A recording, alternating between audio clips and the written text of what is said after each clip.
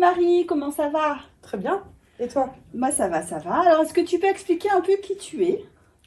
Alors, je suis psychologue clinicienne et psychothérapeute à la maison de santé d'Aulnoy-Emery. Très bien.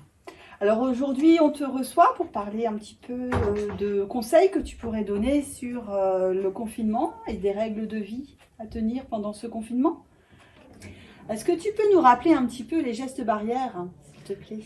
Alors, une distance, un masque et surtout un masque qu'on porte correctement, qu'on ne touche pas à longueur de temps, qui couvre le nez et la bouche, parce que ça c'est souvent, je sais que ça peut gêner certaines personnes pour respirer, parce que forcément on respire moins librement. Par contre, en prenant de petites respirations, des inspirations courtes et des expirations courtes, on respire toujours mieux sous le masque. C'est pour ça qu'en cas d'activité physique plus intense, c'est plus difficile de respirer. Le lavage de mains fréquent. En règle générale, pensez que si vous devez toucher votre masque, lavez-vous les mains, avant et après. Alors Marie, aurais-tu un conseil à donner pour le port du masque et les enfants? Alors, les enfants, on a eu plusieurs règles qui ont été données. On nous a d'abord dit qu'il fallait que les enfants âgés de plus de 11 ans portent le masque.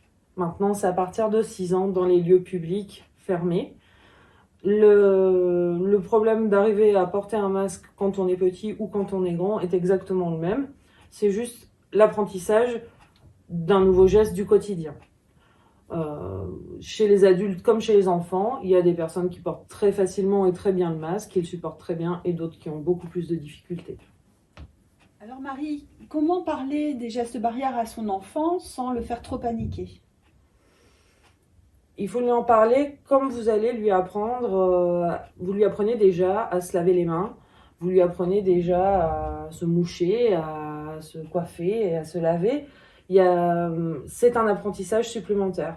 Donc, il faut le considérer comme un geste du quotidien qui est nécessaire à l'heure actuelle, sans pour autant que ce soit quelque chose de traumatisant pour les enfants. D'ailleurs, la plupart des enfants que je reçois portent très bien le masque et ne font pas de difficultés avec le port du masque. Ils s'adaptent très bien. Alors Marie, pour préparer cette petite rencontre, on a eu différents témoignages, dont une personne qui vit seule, qui ne travaille plus, elle est à la retraite et qui a des moments de stress et d'angoisse durant la journée. Qu'est-ce qu'on pourrait lui proposer? Alors, évidemment, quand on est tout seul, qu'on a moins d'occasions de sortir de la maison, c'est toujours plus difficile. C'est vrai déjà pour beaucoup de personnes retraitées, quand elles n'ont pas beaucoup d'activités, même hors période d'épidémie. Dans ces cas-là, il faut toujours garder quand même un rythme de vie qui soit horaire, garder une bonne estime de soi, c'est aussi peut-être se faire belle, même si elle ne va voir personne. On ne sait jamais. C'est garder des horaires réguliers dans sa vie.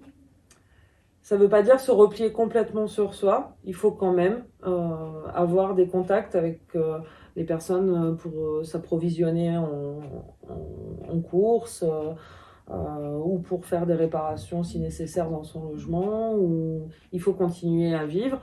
On doit juste limiter certains contacts. En gardant des bonnes distances, ça n'empêche pas de communiquer avec les autres. Il faut maintenir au contraire un lien social avec les autres personnes. Alors pour une autre situation, il y avait des crises d'angoisse au moment de la journée, le fait de ne pas pouvoir sortir et voilà, comment affronter ces crises d'angoisse? Alors une crise d'angoisse, c'est un moment dans la journée où l'accumulation de tension déborde. Un peu comme si vous remplissiez un récipient d'eau jusqu'à le faire déborder. Au moment, jusqu'à sa limite, il n'y a pas de problème. Et au moment où vous arrivez au bord, ça déborde, il y en a partout, c'est la catastrophe. Ça fait ce phénomène-là. Il faut trouver un lieu calme, s'isoler juste le temps de reprendre ses esprits. On peut fermer les yeux pour se couper de son environnement, reprendre une respiration fluide le plus possible, penser au maximum à des choses agréables, peut-être se projeter dans un lieu agréable où on aimerait aller, au moins en penser. Une fois qu'on a récupéré de la crise d'angoisse, il faut organiser son temps pour pouvoir quand même sortir, faire un peu d'exercice physique à proximité du domicile, aller marcher, aller de préférence voir la nature. On a la chance d'être à la campagne et d'avoir une météo relativement clémente pour l'instant. Il faut le mettre à profit. Alors, comment ma respiration peut m'aider au quotidien à me sentir mieux dans mon corps? Alors, l'idée, c'est d'arriver à te couper de ton environnement immédiat. De fermer les yeux, on inspire par le nez, on souffle par la bouche, on remplit entièrement la cage thoracique, on la vide complètement. On remplit de nouveau à fond les poumons et on vide complètement, en soufflant comme dans une paille. Très doucement, mais profondément. Et comme une vague, on fait des allers-retours. Cet exercice permet d'occuper une partie de ton attention, de masser aussi la sphère digestive et de détendre tout ton organisme. D'accord. Donc ça, cet exercice, on peut le faire le soir avant de s'endormir. Il y aurait d'autres conseils que tu pourrais donner pour un bon sommeil? Alors, pour aller un petit peu plus loin, c'est le moment de rêver. Je peux préparer mon rêve pour qu'il soit agréable. J'ai envie d'aller à la mer, c'est un endroit qui me fait envie en ce moment. Je peux imaginer que c'est l'été, je peux imaginer qu'il fait très beau et utiliser mes souvenirs pour aller à la mer. Donc, je vais fermer les yeux et tout en respirant, je vais voir la mer, je vais sentir la mer, je vais l'entendre, je vais même la goûter, ça me donne un petit goût salé. Il faut se projeter dans le lieu. Ça peut être un lieu réel, un lieu que vous connaissez, que vous appréciez particulièrement et dans lequel vous êtes toujours détendu, ou ça peut même être un lieu imaginaire. Pour les enfants, on peut aussi le pratiquer. On peut utiliser un lieu où on est sur des beaux nuages roses avec des licornes ou tout ce qui peut leur faire plaisir. On peut également imaginer être dans une bulle magique dans laquelle il fait la bonne température, où ça sent bon, où on est protégé du reste du monde, mais où on peut aller n'importe où dans le monde avec cette bulle, rien qu'en contrôlant avec notre pensée. Tous ces petits exercices-là, ça permet de décrocher de notre quotidien, de notre réalité, de s'apaiser. Rêver un peu, c'est aussi s'évader et voyager dans sa tête.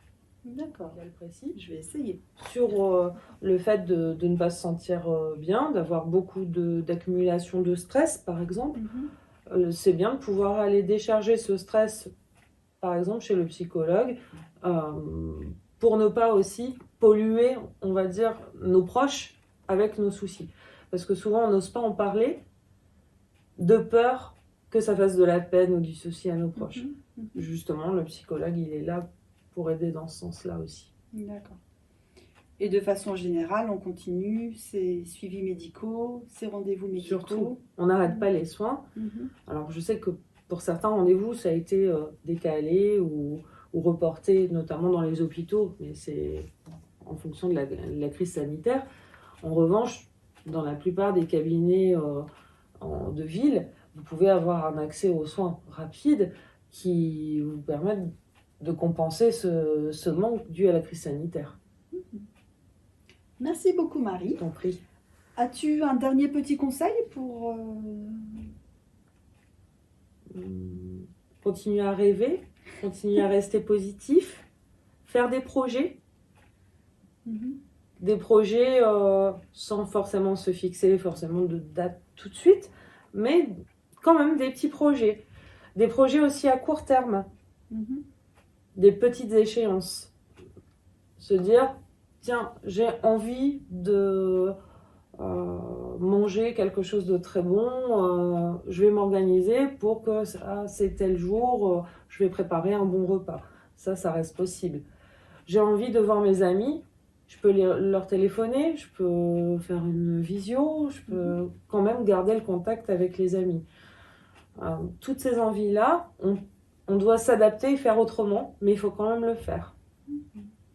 Eh bien, merci pour tous ces conseils précieux, Marie. À bientôt. Merci.